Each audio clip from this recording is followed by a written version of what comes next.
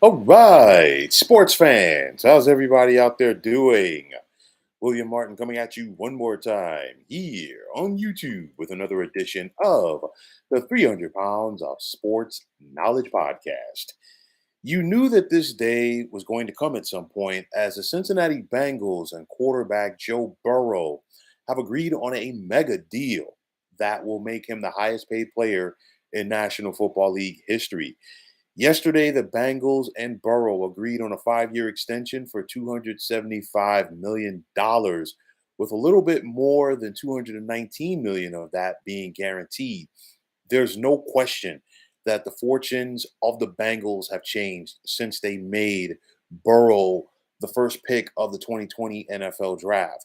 With Burrow under center, the Bengals have gone from being a laughing stock in the NFL to legit Super Bowl contender as he's had them within reach of winning the coveted Lombardi trophy in each of the last 2 years.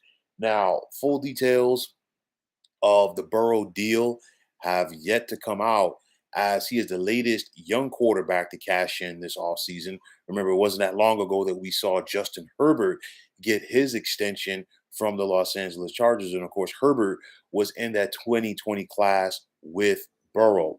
Now, yes, Burrow's contract number is a big one, but it wouldn't surprise me to see him restructure that deal at some point in order to get other key players on this Bengals team signed to long-term deals.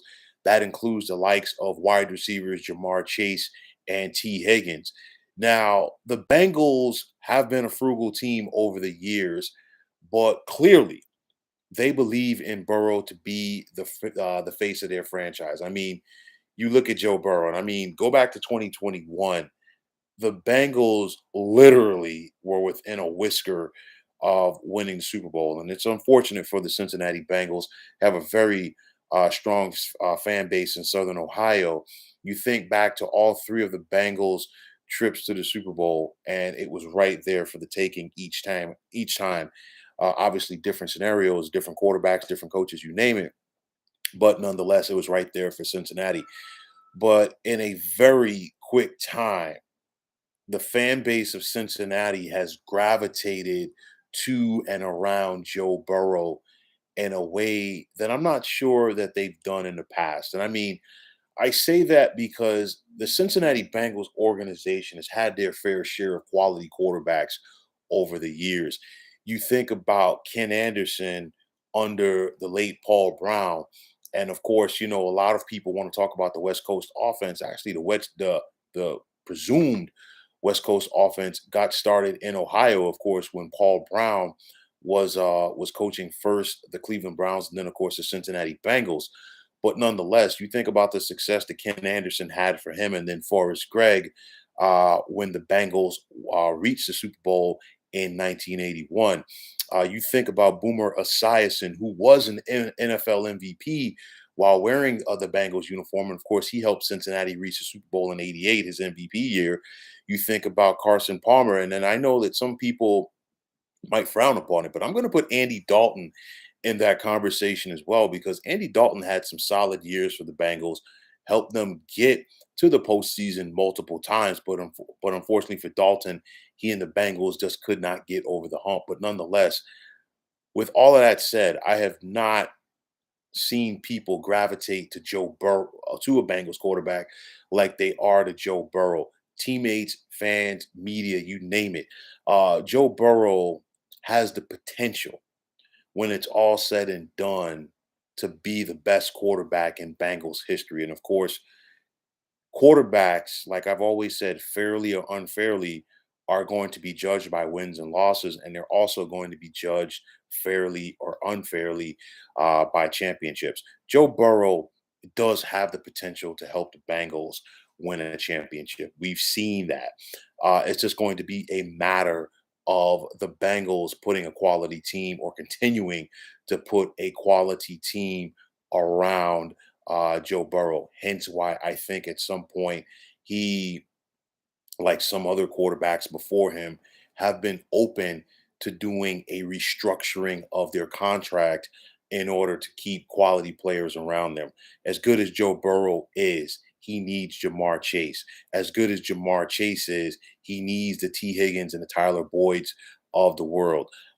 You need that quality offensive line. Of course, that was a difference in the Bengals not being able to hold off the Rams in that Super Bowl was the fact that their offensive line could not hold up against that great defensive line. Cincinnati went out there to attempt to enhance their offensive line last year, got back to the AFC Championship game and lost a heartbreaker to the Chiefs. But you also need those defenders as well. But nonetheless, I think this is a strong move and it's a strong statement by the Bengals organization, an organization that for a long time has a reputation of not, being dedicated to winning. I think this is a step for their sake, to try to right those wrongs, to try to change that reputation because Joe Burrow is the real deal. I'm not saying that he's going to win a championship this year. I'm not saying that he's going to win a championship in his career, but nonetheless, you need that guy at quarterback in the current NFL if you're going to win. More importantly, you need that guy at quarterback if you're going to be able to win in the AFC. The AFC, of course, obviously is more stacked talent wise than the NFC is right now, most notably in the quarterback room. I mean, you think about it. You got a veteran like Aaron Rodgers, of course, obviously his heyday was with the Green Bay Packers, but of course now he's with the Jets. You think about Josh Allen with the Bills. You think about Burrow with the Bengals, Deshaun Watson with the Browns. You think about Lamar Jackson with the Baltimore Ravens, a former NFL MVP. Of course, Patrick Mahomes with the Chiefs. What's going to become of Russell Wilson with the Denver Broncos? I talked about Justin Herbert with the Chargers. And then, of course, Trevor Lawrence with the Jacksonville Jaguars. So, again, you need that guy at that position if you're going to win. TFX, what's going on? How you doing, bro? You're saying the wait is over. When are your picks coming? I tell you what, my man, those picks are ready. Those picks, if this was a six pack, they'd be in the beer in the fridge chilling. I tell you that much. But they are coming out fast and furious tomorrow. You can bet your bottom dollar on that one. And honestly, to take a quote from the late great Don Cornelius, you know what? You can bet your last money it's going to be a Stone Gas Honey. How about that? But nonetheless, with Joe Burrow, you need that guy at quarterback, and I think he fills the boxes for the Cincinnati Bengals. So this was a no-brainer for Cincinnati, just like it was a no-brainer for the San Francisco 49ers to get their deal done with Nick Bosa earlier this week. As far as contracts go, I can't say the same for Jonathan Taylor with the Indianapolis Colts. I've talked about that before.